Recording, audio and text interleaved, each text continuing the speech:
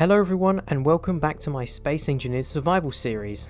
Now since the last episode you may have noticed there is a slight change in scenery. The original base was 16 kilometers that way and off camera I moved pretty much everything. I've got a couple of screenshots on now of how I did that, and basically I just picked up the entire cargo container oh no.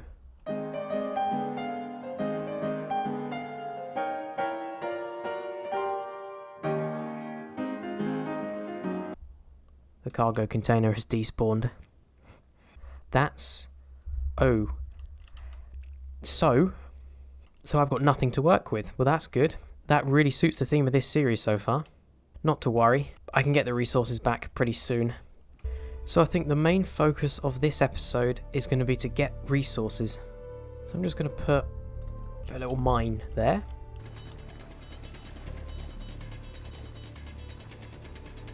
You may also notice, actually, there is a massive ice lake here.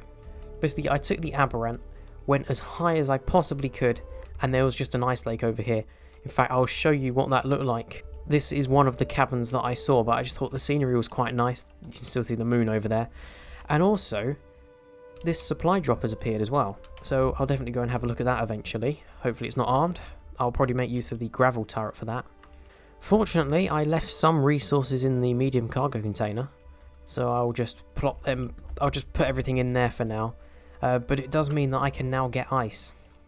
I should also mention that I have the automatic ore pickup mod enabled. I've had it on for the whole game, and that's just simply to make it easier for me to pick up everything instead of just spamming my keyboard, because that's annoying because it picks up on the microphone.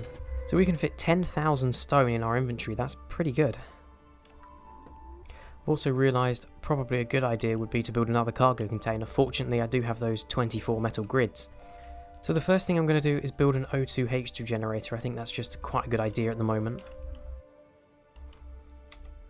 There we go. Right. Now, I'm going to take the Aberrant over there, just on wheels. This vehicle is quite heavy, actually, because of all the stuff inside. 39,000 kilos, so that's only 39 tons. I'll just drill out a small amount of ice, just so that I have something to survive on for now, and that I can power my jetpack on. I'm not going to be needing this for thrusters or anything. It will just be handy for filling up hydrogen bottles. As you can see, this drill is pretty efficient though.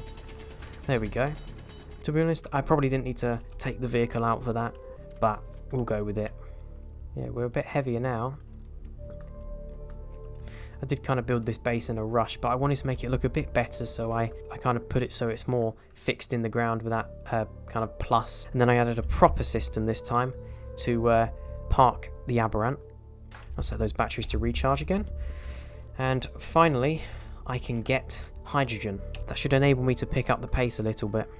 I also need to think about conveyors as well, because nothing at the moment is conveyed up. But as you can see, I've got a lot of ice, and now I can fly. Now, if I remove this block, this is attached to the O2H2 generator, but is that actually attached to the survival kit? No, it is not. So I'm going to have to add some structure to this before I do anything. In fact, I think I'll just add a couple of extra blocks just in case. So I don't want this whole thing to fall down, and I'll save it just in case something really bad happens.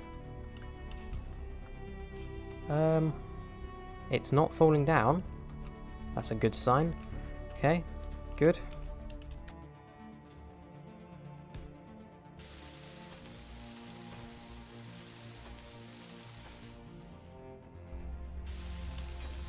There we go. Okay, so we've got, these are all conveyed up now, which means I should be able to withdraw the components from each area. I'm going to build out a little platform here that can be used for walking around on, just in case I need to. There we go. Okay, so that's good. Now I have a little area where I can just kind of wander around. The fastest method of gaining ore, I believe, will be, or just gaining stone in general actually, will be to take the Aberrant, put a drill on the front, and mine that way. So that's exactly what I'm going to do. Perhaps I should replace the bottom conveyor with a cargo container. Okay, there we go. Now we can move everything possible from the medium cargo container into this small one. Really? Why can't I move stuff from the... Because it's not connected. A lot of ore is going to come out when I do this. We'll just grab that.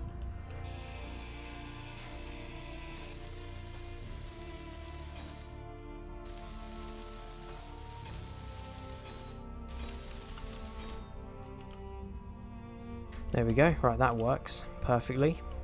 Right, look at this. I nearly smacked into that wind turbine. That was really close. I'm so glad I didn't. Anyway, let's hope. I mean, the Aberrant has quite a lot of lift, so hopefully we'll be able to get a lot of stone. Significantly more than I could fit in my inventory.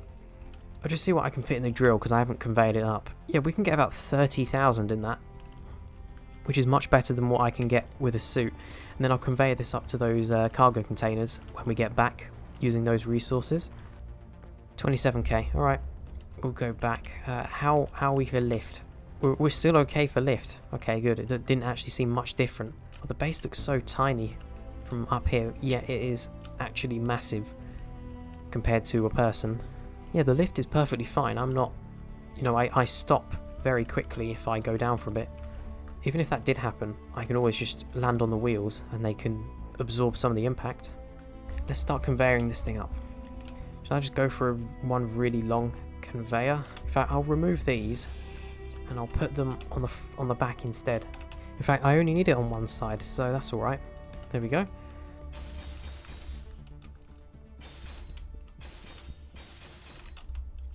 There we go, that's conveyed up to the middle cargo containers now. So we have something that will work to get some stone. So we'll go back up again. This Aberrant has been very useful. Still have Google to thank for the name. Now, I want to point out, I'm not going to be going directly down the path of let's build the things we need to survive directly, like big refineries and stuff. I'm going to be building a few fun things along the way, like a few of my cars maybe, and just generally having a bit of fun because that's what this game is about. Now, how much stone do I have? 75,000. I plan on building the AMW car dealership in this world. No question of that. God, I'm just trying to land this. That took a while then. We seem to be... Oh, it's because I still got the thrusters on, that's why. It's going all over the place. Now, those will be refining.